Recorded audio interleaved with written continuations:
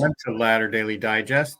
We honor creators, and today we have an interesting person whose creativity is joining the church twice and resigning twice. Welcome to the show, John Tharp. Thank you, both of you, for having me. And thanks, Debbie, for joining. Welcome, John. Thank you, Gene. Thank you, Debbie. So, John, tell us about your early childhood. So I grew up, I was, it seems like I do everything twice, but I was adopted twice, not by choice. I didn't have a choice in my life. That just happened. Like many people have been adopted. And my first adoption didn't work out, so it led me to my second adoption, which it had more significant impact. I spent time in orphanages and I'll just recap a little bit since we had a talk with you earlier, and that you were from about 8 to 12, you were in a Catholic services orphanage. Right. And then you got adopted as a 12-year-old into a home with a Right. mother and father in Michigan. The father didn't have very good interpersonal skills and ended up getting divorced while you were in high school. And then you moved to the middle of high school to Santa Fe with your dad. And he was a college professor and he stayed teaching college. Exactly. Yeah, he was teaching college. He was an ex-military man, went to West Point. He was very much an atheist, very hardcore atheist. So there was no religion in the home, and he was he didn't have the social skills. Very much kind of a loner guy. We spent a lot of times, we had a cabin in Canada. We spent a lot of times there. Then he moved to Las Vegas, New Mexico, and our relationship wasn't the best. And I joined the Army when I was 17, did boot camp, came back, the Army Reserves. Then I came back, finished high school, left and joined the Navy, traveled the world. I came back to Santa Fe, New Mexico, where I was working at a business, and I met this Mormon man who's the head of the Mormon family, the wife and 4 kids. They had 3 daughters and 1 son. And they took me in because I always had a void. I never had a real family, and I became part of their family. You met the dad first? Yeah, I met Dad first, and he invited you to dinner or something? He invited me over to the house to meet the rest of the family, and we all clicked, and I ended up living with him for a while. And while you're living with him, you started attending church? Yes, I started attending church. They were the nicest people on the planet. They would give you everything, even though they were, they're not wealthy Mormons. They were from a rural part of New Mexico. I started attending church, hanging out with them, going to all the church activities, making friends, got baptized. Didn't even know why I got baptized. I just went with it. I had no idea. You were joining a club. I was joining a social club. That's what it was, basically. No, like a clubhouse or.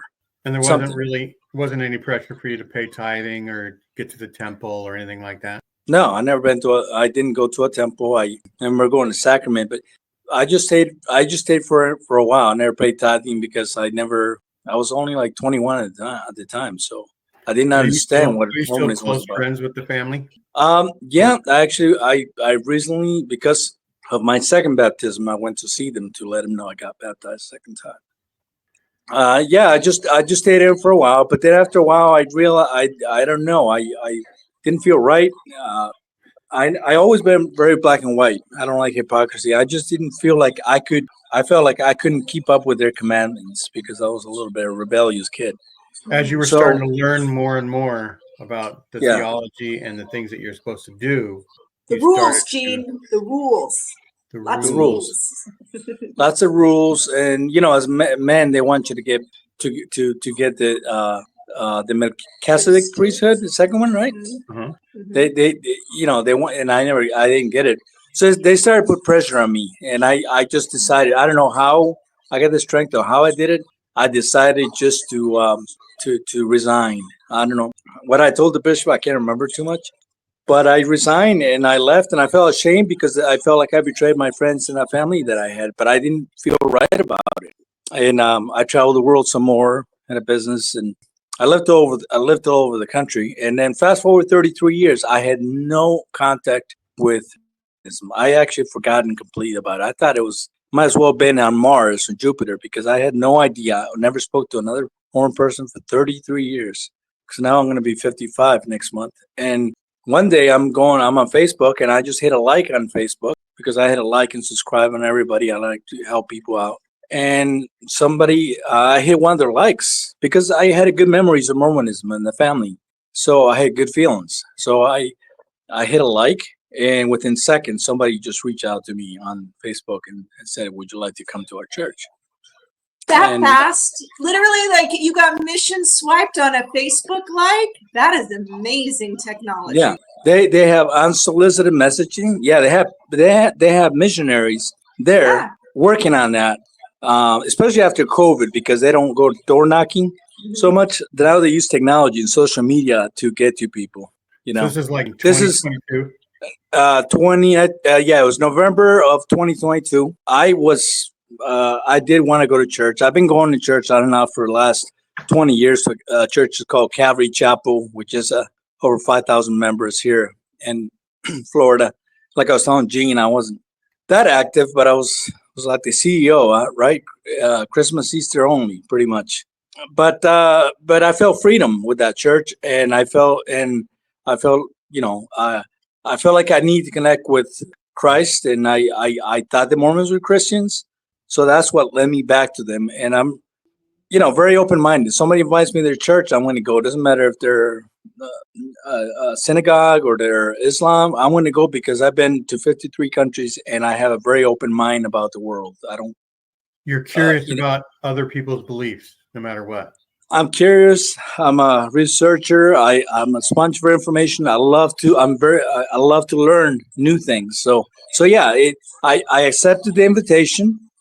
It took about a month and a half before the missionaries came over. They were already being pushy on, during that month and a half. They were already saying, "Can we come to your house?" I said, "No, I'm busy. I'm busy." And they just were pushy from the beginning. They're worse than. Was it sister missionaries? I originally thought that I was going to get elders, but then I got some sister missionaries. They came to my house at the end. You got sister missionaries? What? I know, isn't that weird? weird? Were you married or single? Were they trying to convert your family, or you just an independent dude? No, I'm single. I'm divorced. My ex-wife was from Sweden, Finland, which that's another story because they're very atheist over there. But anyways, and feminist. Did you have any children? I didn't have any children. Turned into heretic too. No, just kidding. The opposite. Actually, it's the opposite. The opposite. They prefer to convert. You got flirty converty for sure, dude. For sure. I get. There was a lot of that. The sister missionaries, the first time they came to my house, they were waiting for a chaperone who was 20 minutes behind. They went in my house without a chaperone. They went right in my house, and just like they're exactly. Yeah. Except it didn't even have to be a storm outside for them to just come right in. It's like you didn't even have to light candles, Gene, to get them in the door. They were like, "Let us in." The spirit. Yeah, they were. They're supposed to have a chaperone, right? When they come, they're not supposed to be in your house, right? Right. But one of the sisters marched right in. That is kind of a thing. You reached out to them, so you're already a golden sort of contact, right? Well, I didn't per se reach out to them. I hit a like. They sent out a solicited message through Facebook. Electronically. I hit likes on everybody. Nobody ever reaches Facebook with unsolicited. Not even used car salesmen or bankers or anybody except them because they're so aggressive. Right. But anyways, I went to the church. I went and I started going on 2023 January. I went. Now I am in my 50s. John, can I ask a question? Sure. So you're going to church again, and I guess you're sitting near the missionaries, right? Because they're waiting for you to come. As soon as you come, they smile and they say, "Come over here. We'll sit over here." Right. And then you remember what class you went to right after sacrament? Sometimes we will go to all men, the Bible study for all men, and sometimes it was mixed in the gym. Because every other week is either priesthood meeting with old men. Right. He got lucky. He got to join with the 2-hour block. He didn't have to do the 3. Yes. Yes. Right. Very different post-COVID. He barely remembers 3 hours when he was 22.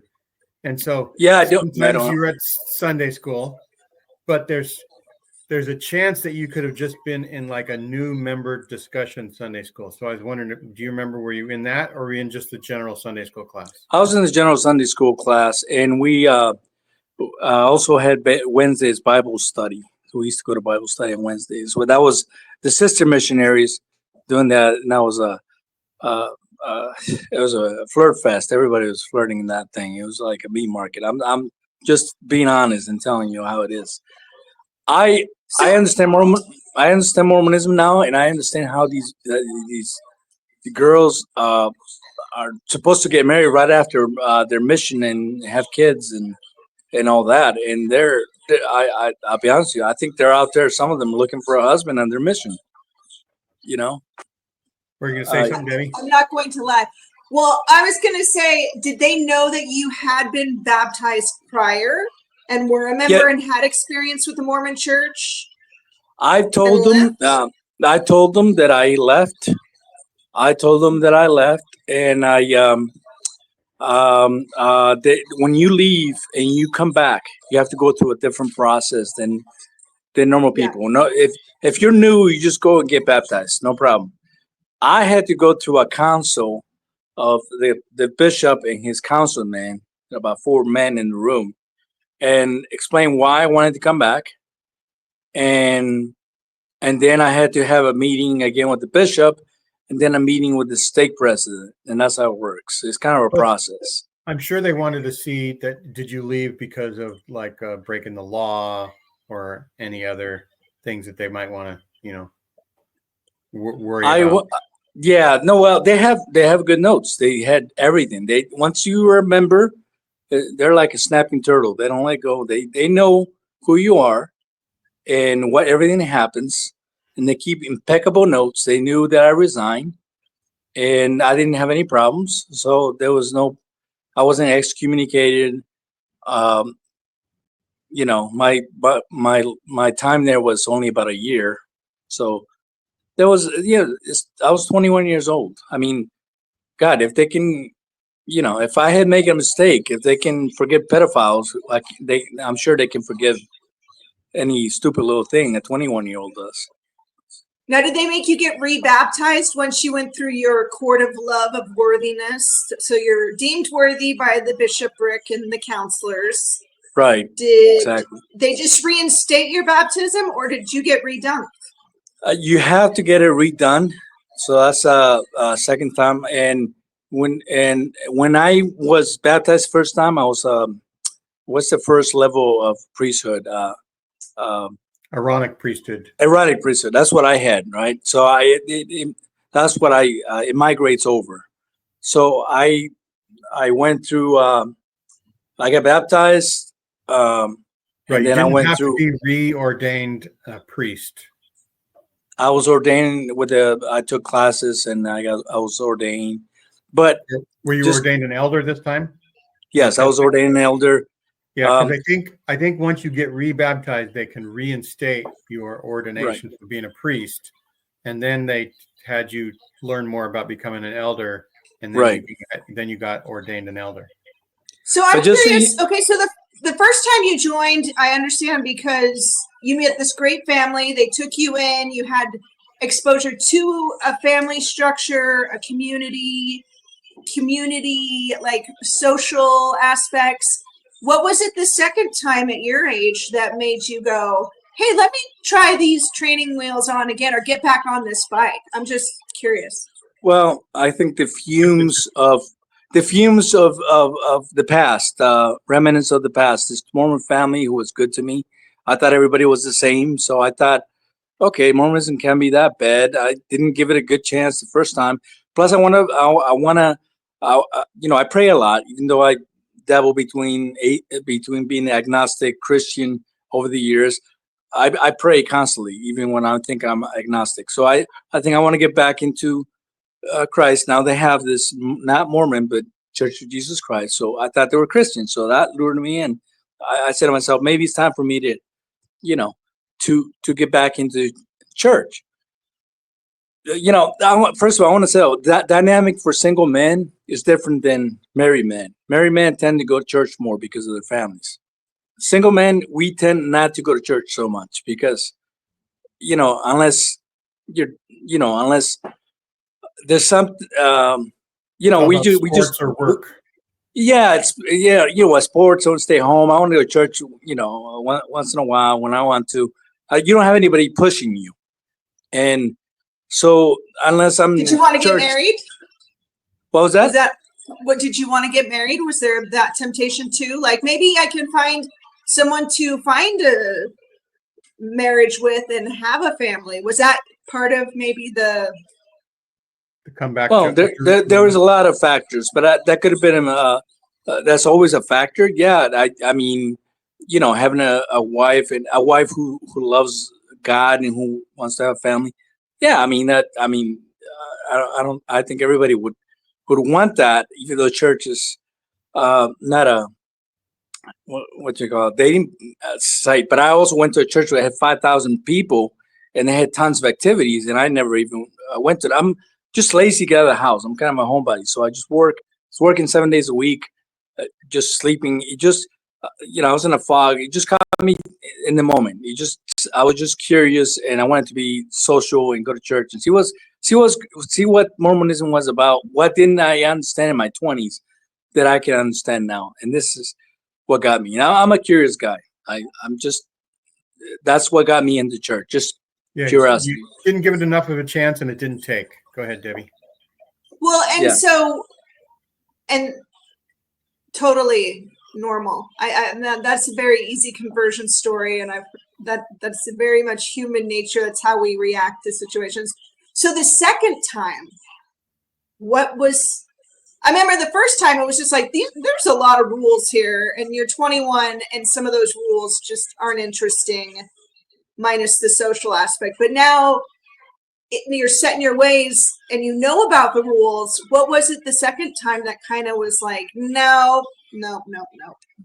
Well, I was always cautiously optimistic, and because of the internet, which I didn't have back then, 1991, which, by the way, was like the golden years of the church back then. They didn't have the internet.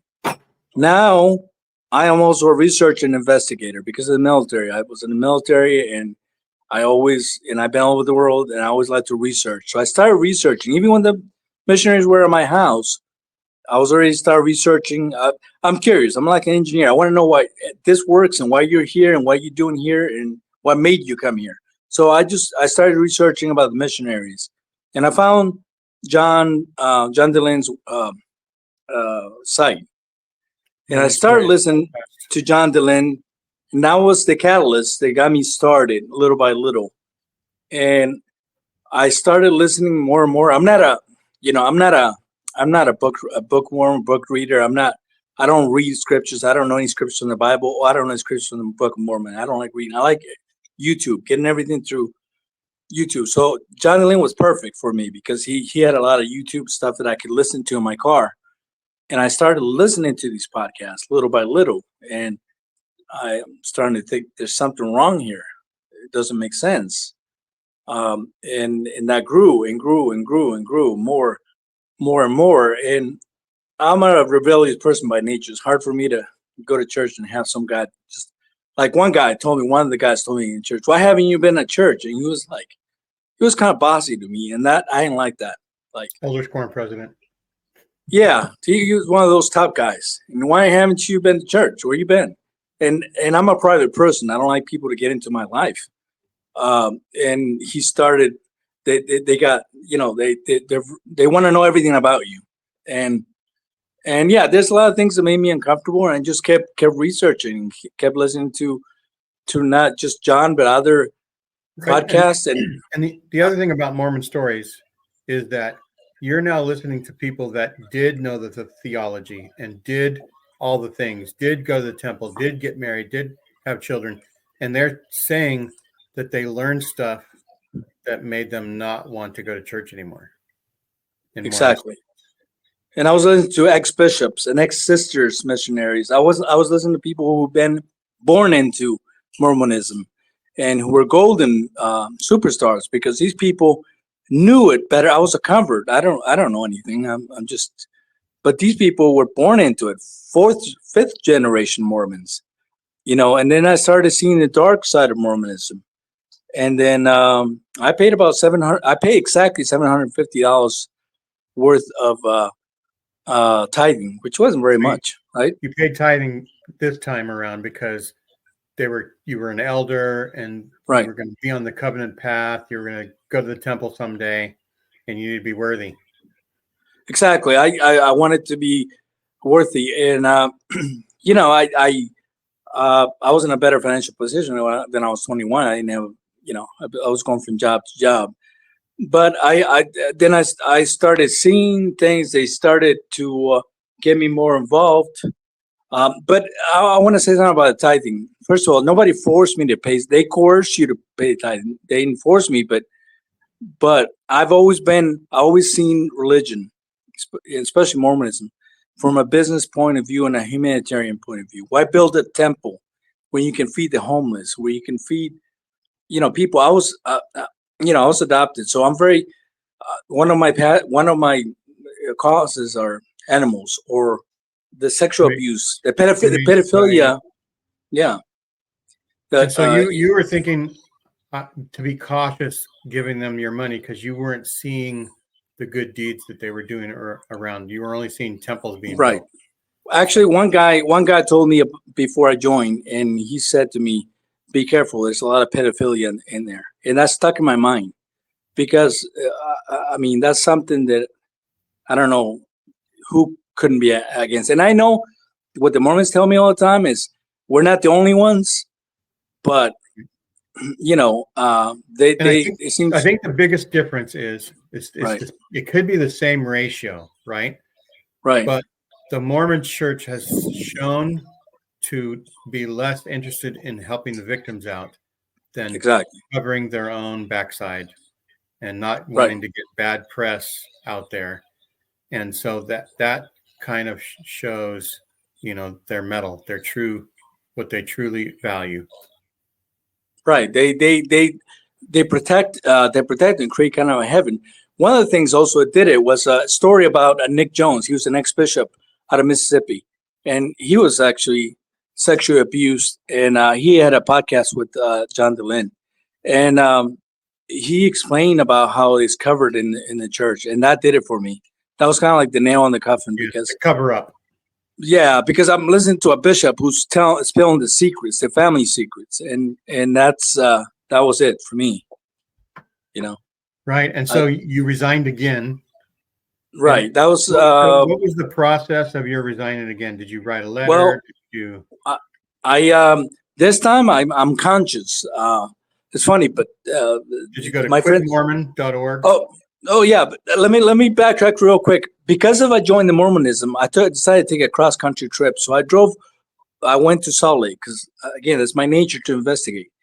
So I drove to Salt Lake and I went to New Mexico and met this family who raised me. And I finally told them that I had left, and I'm sorry I hadn't been in touch for 30 some years because I felt ashamed that I left the church. And this man who's probably in his 70s, 80s. He's dying. He's not in good shape. You know what he said to me? You know, he said, it wouldn't have mattered to me anyway. I love you anyways. So he was a good Christian. yeah. That got to me when he said it wouldn't have mattered to me because we love you anyways, no matter what. Me too, John. I love you, even though you're not Mormon. Thank you. Then I drove to Salt Lake. Oh, go ahead. Tell your story. No, I drove to Salt Lake. I spent 4 or 5 days in Salt Lake. I drove there and I checked out a ward in Salt Lake downtown. I can't remember the name of the ward, but downtown Salt Lake. And then I came home because, you know, this is like the Roman Empire. People are sending money to the Roman Empire from the provinces, but they've never been to Rome. I need to go to Rome. I need to be in the lion's mouth. I need to know what Salt Lake was about. And I got a little glimpse, and I even got a glimpse that some of the wards there are not very welcoming to visitors. You know, not to me, but I've heard people say some wards don't welcome visitors. There's a lot of cliques. So how did you resign then? What was the? All right, then I come back and then I started all that harassment, stalking me. I had missionaries show up to my house without calling me, which is a no-no. I don't even let anybody do that. And then I I asked the bishop, did I want to resign? He said, which to me is a lie. Now I know it's a lie. He says, I don't really know the process. This guy was at the end of the 5-year bishop. He says, I don't know how to do the process. I'm going to have to ask. He's stalling me. Of course he's stalling me. So, of course, I get on the computer and do research. I find Quit Mormon. I sent a certified letter, and quickly I was out of the system. That was it. And one guy tried to contact me afterwards and try to get me, but he realizes he's not going to get me. So, and then I started being proactive. I built a website. I'm trying to show people my experience, and I will go to a general conference, and my mission in life is to get people tools so they can make their own choices. You want people to have informed consent and full disclosure. Exactly. I didn't have it. I wish somebody had talked to me before going in. And the finances, the sexual abuse. I mean, like we talked about, women should have the priesthood. Women should, some of the misogyny in there. I don't want to have daughters and raise daughters to be submissive to some misogynist men. I could have married a Mormon girl, but I would never do that. I would never bring children. Well, I'm older, but if I did, I would never bring children into that kind of environment. That's toxic. And that's pretty much it. I'm just you dodged a bullet, that's for sure. And I think the beautiful thing about your story is that you're proactive about seeing the harms of it and talking about it, because I think that's what all of us are doing as ex-members, is really just saying informed consent. Right. But let me tell you, let me tell you something real quick. I know we're running out of time, but going to that conference, I learned more about Mormonism in those 2 days, talking to Mormons, than I did probably in my whole entire life, because I've heard some ignorant explanations why blacks couldn't go have the priesthood. Some people even were okay with it. And I talked to a lot of people, and number one question they asked me is, why the Mormons? Why don't you go after the Catholics? Well, the Mormons came in to my door asking me for money. Nobody else has ever bothered me. And second, they tell me Nelson gave up his practice. He was already rich. Why would a guy who's rich would come and work for free? First of all, they get an allowance. Second, why would not many people with a bad heart wants a 90-year-old to do their surgery? Well, not only that. Why is the president of the United States, like for example Trump, he's a millionaire? Why does he take a $250,000 job? It's about power. They want power. They want political power. They want money, and there's tons of it, and that's what they want. They want power. All men want power. Sex, money, power. It's the beginning of time. That's it. I think there is a scripture. I don't know as very many more scriptures than you, but there is one scripture that says something like, "Their lips are, close to me, but their hearts are far from me." Whatever that scripture is, I can't remember exactly. Exactly. Their lips talk about me, but their hearts are far from me. The only other thing I need to say, that I'm kind of sad for you, because in Heavenly Father's house are many mansions, and you're only going to get like the $750 one when you die. But that's just me, worried about your future. Right. Well, I think you're lucky, because, you had exposure to it, and that could have changed your life course at 21, and you were smart enough to identify that it didn't work. And, kudos to you for giving it a second chance, but then seeing it with even more of an open mind and an open heart as to what it was, as far as not just a social club, but as far as a religion, how much it lacked in actually helping people. Which is one thing I want to tell you. I listened to your your video, Debbie, and I like that. I got to listen to your story, Gene. But one of the things I want to tell you is, I would have rather joined the Amish, because they're humble. The people I joined back in 1991, they were so humble. They were the poor Mormons. They were poor, and they give everything. Members are great. I love them. It's the leaders that I have a problem with. But like this time around, I'm going to a ward where it's in a wealthy part of town.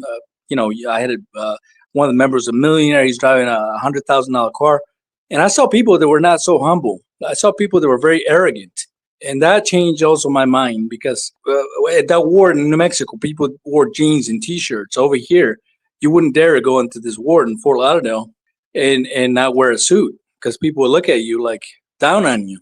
And I was wearing a suit. I bought suits. I spent $4,000 worth of suits just because they were telling me that's how God wants to see you.